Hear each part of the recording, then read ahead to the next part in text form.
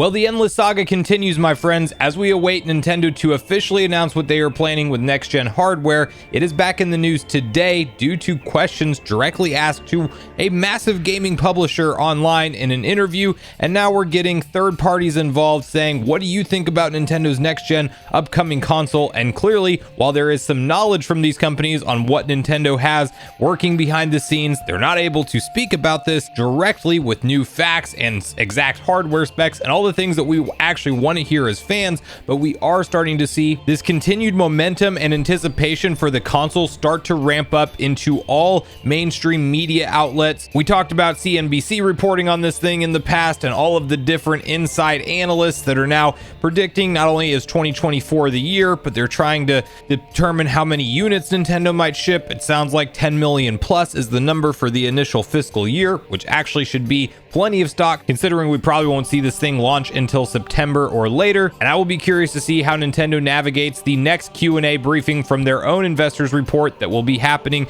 in early February, hopefully the same week as the upcoming Nintendo Direct. We might talk about that in a future video. It's not definitely next week, it could be next week, but we will have to wait and see. But we are talking today about EA's CEO and his specific comments around Nintendo's next-gen hardware plans, and we're going to unpack all the exact details. Before we do, make sure you like, subscribe, and turn on your bell notification to join Sunbro Nation if you're new here. And with that, we're going to quickly hop over to VGC and read through their detailed typed up article on this topic together. Asked about Switch 2, EA says new platforms are typically good for us. More powerful hardware has typically been very good for our business. Electronic Arts CEO Andrew Wilson was asked about the expected launch of new Nintendo hardware during an earnings call on Wednesday. The exec responded by saying that while he would not comment directly on any unannounced platforms, broadly, the launch of more powerful hardware has benefited the publisher and its franchises FC, Battlefield, and Madden. I can absolutely not comment on anything that has not been announced or acknowledge it in any way, he responded when asked about reports that a new Nintendo console will release this year. What I would say, however, is to the extent that the platforms over the course of the last 20 years have offered improved CPU, GPU, memory,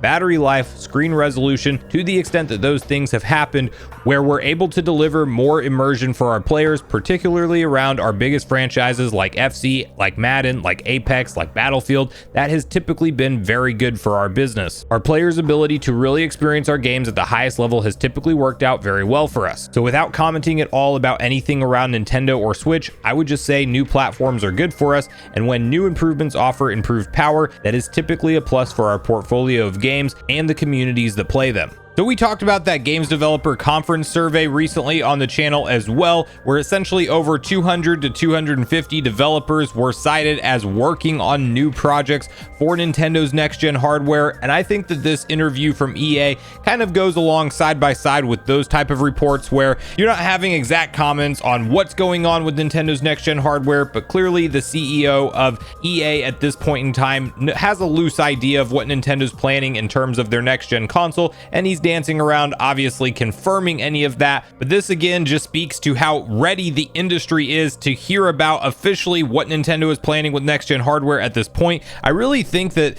the further into the year we get, the more like March seems like the month that would make a ton of sense. Maybe even earlier than that. It would be nice to have some kind of announcement from Nintendo ahead of the next Nintendo Direct, so we're not left wondering if any of the games are either being held back for something like their next gen hardware presentation, or if maybe we're looking at certain games that could potentially be released on Switch 2, but we don't have that confirmation yet because Nintendo hasn't announced the console's existence. They're kind of in a weird spot right now. We're coming up on literally a full 7 years since the original Switch launched in March of 2024, and it just seems like the logical time for them to finally pull back the curtain and reveal what's next for their next gen hardware. And now you have companies like EA kind of sitting on the sidelines saying they're excited for the additional power and performance that they're expecting out of this thing. No doubt they have the development kits in hand, at least some of their developers should at this point in time, as key partners from numerous sources have been reported on for having these development kits and are getting their games ready to go for this platform.